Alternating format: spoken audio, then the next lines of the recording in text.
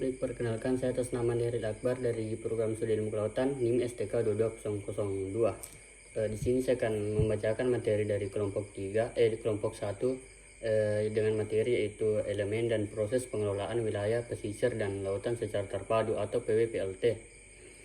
Definisi PWPLT adalah suatu pendekatan pengelolaan wilayah pesisir yang melibatkan dua atau lebih ekosistem, sumber daya dan kegiatan pemanfaatan atau pembangunan secara terpadu atau integration guna mencapai pembangunan wilayah pesisir secara berkelanjutan. Dalam konteks ini, keterpaduan atau integration mengandung 3 dimensi, yaitu sektoral, bidang ilmu, dan keterkaitan ekologis.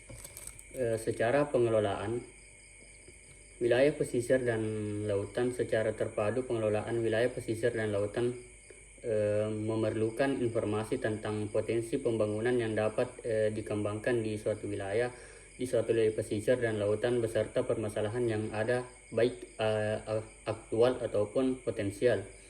Untuk mengimplementasikan PWPLT pada tataran praktis atau kebijakan dan program, maka ada 5 strategi, yaitu yang pertama penerapan konsep pembangunan berkelanjutan dalam PWPLT, yang kedua mengacu pada prinsip-prinsip dasar dalam PWPLT, dan yang ketiga proses perencanaan PWPLT, dan keempat elemen dan struktur PWPLT, dan yang kelima penerapan PWPLT dalam perencanaan pembangunan daerah. Adapun keunggulan PWPLT, yang pertama itu PWPLT memberikan kesempatan masyarakat untuk membangun sumber daya pesisir, dan yang kedua memungkinkan untuk memasukkan pertimbangan tentang kebutuhan aspirasi masyarakat, dan yang ketiga menyediakan kerangka, dan keempat dapat menumbuhkan pembangunan ekonomis. Strategi pengelolaan wilayaya pesisir dan lautan secara terpadu. Untuk mengimplementasikan PWPLT pada tataran praktis atau kebijakan dan program, maka ada 5 strategi, yaitu yang pertama penerapan konsep pembangunan berkelanjutan dalam PWPLT, dan yang kedua mengacu pada prinsip-prinsip dasar dalam PWPLT, dan yang ketiga proses perencanaan PWPLT, yang keempat elemen dan struktur PWPLT, dan yang kelima penerapan PWPLT dalam perencanaan pembangunan daerah. Strategi satu pertama, penerapan konsep pembangunan berkelanjutan dalam PWPLT. Pembangunan berkelanjutan adalah suatu strategi pemanfaatan ekosistem alamiah sedemikian rupa sehingga kapasitas fungsionalnya untuk memberikan manfaat bagi kehidupan umat manusia tidak rusak. Konsep pembangunan berkelanjutan terdiri atas 4 dimensi, yakni dimensi ekologis, bagaimana mengelola segenap kegiatan pembangunan yang dapat di suatu wilayah yang berhubungan dengan wilayah pesisir agar total dampaknya tidak melebihi kapasitas fungsional. Dimensi sosial ekonomi, secara sosial ekonomi, konsep pembangunan berkelanjutan masyarakatkan bahwa manfaat atau keuntungan yang diperoleh dari kegiatan penggunaan suatu wilayah pesisir serta sumber daya alamnya harus diprioritaskan untuk meningkatkan kesejahteraan penduduk sekitar kegiatan proyek, terutama yang ekonomi, termasuk lemah guna untuk menjamin kelangsungan pertumbuhan ekonomi. Dimensi sosial politik, mengingat karakteristik permasalahan lingkungan tersebut, maka pembangunan berkelanjutan hanya dapat dilaksanakan dalam sistem dan suasana politik yang demokratis dan transparan. Dimensi hukum dan kelembagaan, persyaratan yang bersifat personal ini dapat dipenuhi melalui penerapan sistem peraturan dan perundang-undangan yang berwibawa dan konsisten dengan penanaman etika pembangunan berkelanjutan.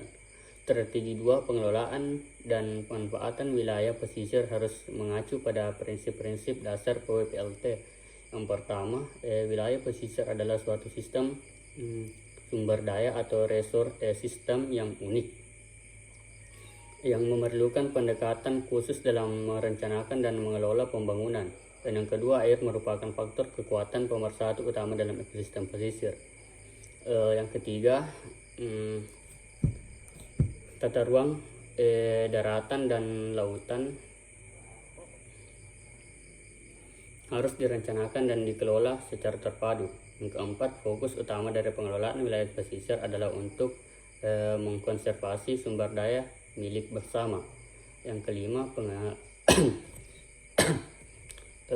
pencegahan kerusakan akibat bencana alam dan konservasi sumber daya alam harus dikombinasikan dalam suatu program PWPLT. Strategi ketiga, proses perencanaan PWPLT pada dasarnya ada 3 langkah utama, yaitu perencanaan, implementasi, dan pemanfaatan dan evaluasi. Secara jelas ketiga langkah utama tersebut diilustrasikan dalam diagram alur proses perencanaan pembangunan berkelanjutan wilayah pesisir dan lautan di bawah ini.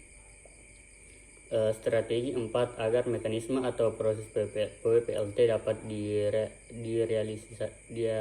direalisasikan dengan baik perlu dilengkapi dengan komponen-komponen yang diramu dalam suatu piranti pengelolaan atau manajemen argumen sebagai raganya. Keberhasilan PWPLT memerlukan 4 persyaratan utama, yaitu kepemimpinan pionir atau initial leadership, 2 piranti kelembagaan, ketiga kemampuan teknis atau technical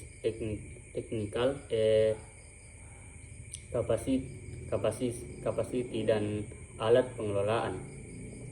Strategi kelima yaitu pelaksanaan otonomi daerah yang diantaranya ditandai dengan lahir dan diberlakukan Undang-Undang Nomor 22 Tahun 1999 tentang pemerintahan daerah, yang di dalamnya mencakup pengaturan kewenangan daerah dalam mengelola sumber daya kelautan atau pesisir dan lautan.